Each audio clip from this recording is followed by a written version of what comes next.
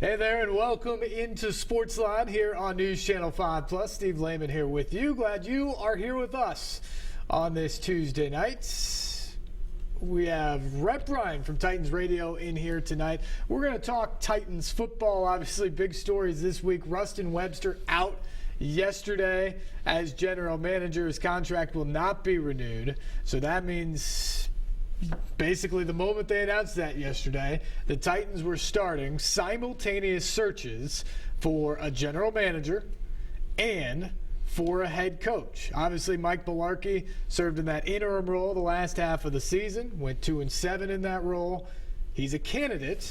Is he a lead candidate? That's something we'll discuss throughout the course of the night. And the other big news yesterday, of course, Steve Underwood, who's been serving as the interim president for this team and for controlling owner Amy Adams Strunk for the last 9 months or so, agreed to take that role permanently and says he plans to be in it for some time to come now. So he will be kind of a key figure as you move through these searches over the next couple of weeks. We'll discuss all that. We will take your phone calls tonight as well. 737-7767 is the number. Those lines are open if you want to get in and get on the board tonight. Get in and get your thoughts heard.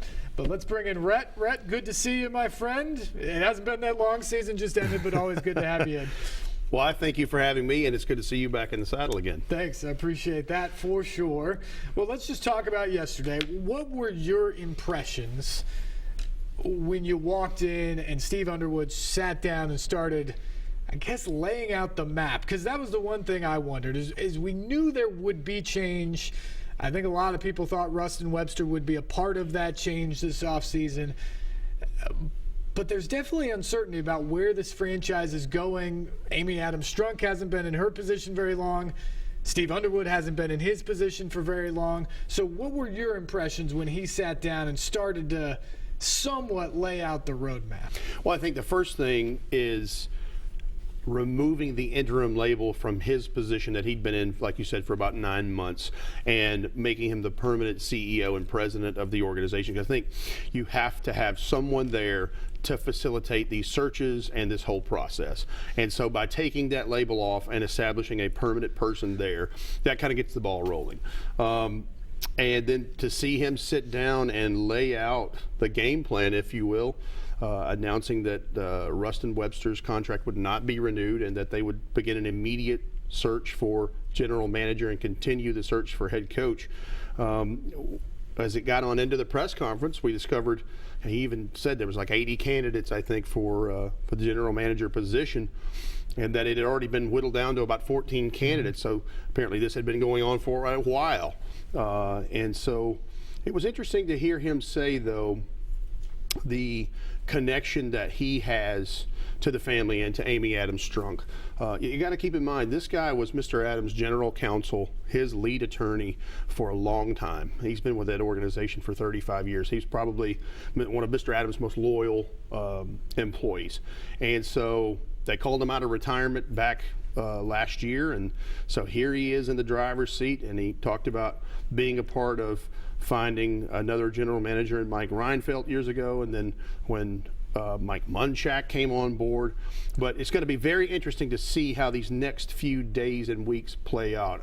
And I thought the other thing I thought was interesting is generally you have the general manager selected first, and then he kind of works in concert with the other folks at the top there to figure out who the next head coach is. Right. But he said, he didn't really have a way of looking at it that way. He just wants those two guys to work in tandem once they're together. He's got two sets of criteria for each position, the things he wants in a general manager and in a head coach, and he's going to simultaneously look for both.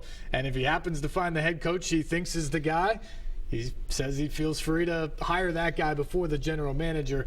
Tell me something, though, Rhett, because you've covered this team ever since they got here to Tennessee.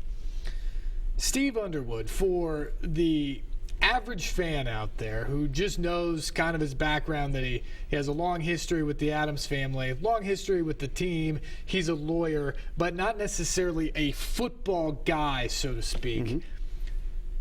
He now seems to have a very key role in what will be two very, very important decisions for this franchise. Explain to the folks at home why he's the right guy to lead this. Well, I think it goes back to his relationship with the family. The children and the grandchildren that make up the ownership group have known Steve Underwood for a long time. And Mr. Adams trusted him implicitly, and I believe that he has continued that trust throughout the family to guide them through this. Yeah, he doesn't have a football background per se in terms of procurement of talent or the like, but this is a guy that has looked after and drawn up plenty of free agent contracts and renewals of their own free agents through the years. So he's certainly been in the football part of the world in his terms of it for a long time. But you know, in terms of this thing moving forward, I think he's the one person that they really needed to turn to help them guide through this. And I'll say this, if he didn't feel comfortable in that role, I think he would have advised them to hire a search firm like a lot of outfits do. But it's going to be very crucial, the job that he does, because this franchise has been in a lull for quite a while, and it is certainly at a crossroads as to what the future holds. From talking to some people within the organization, they believe, at least on the general manager front, which, as you said, they started with a list of 80 people. He was basically the sole guy putting together that list.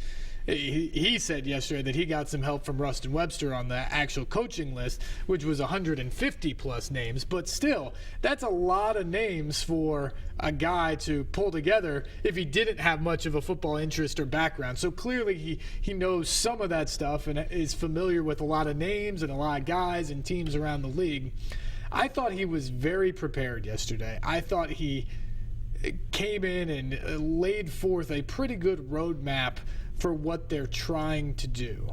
And that impressed me. It just in the way he seemed to have his handle on things.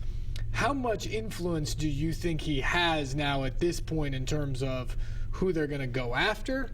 Or has he kind of done the legwork and now it's up to Amy Adams Strunk and maybe the rest of the Adams family to come up with who they're going to hire? Well, I certainly think he will work in concert with the family, because he laid out in that plan in that press conference you and I both were at yesterday about how Amy Adams Strunk, by either being physically here in town or at least being by telephone in Houston, will be a part of this selection process for both the general manager and certainly the head coach. And I think that he will certainly have a huge role as to what his influence is or his control of the situation.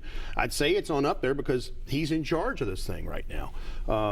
But I think they will all work in concert together to pull this thing together and find their guy. And they have, like you said, clear parameters and guidelines, prerequisites of what they're looking for in experience. I mean, they said for the general manager, a minimum of 15 years experience at the professional level of procuring talent.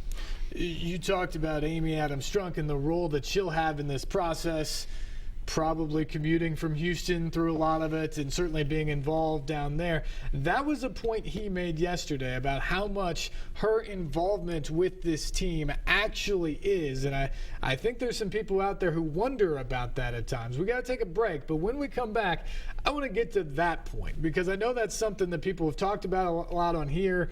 I actually wrote a bit of a column, and I'll lay that out when we come back here.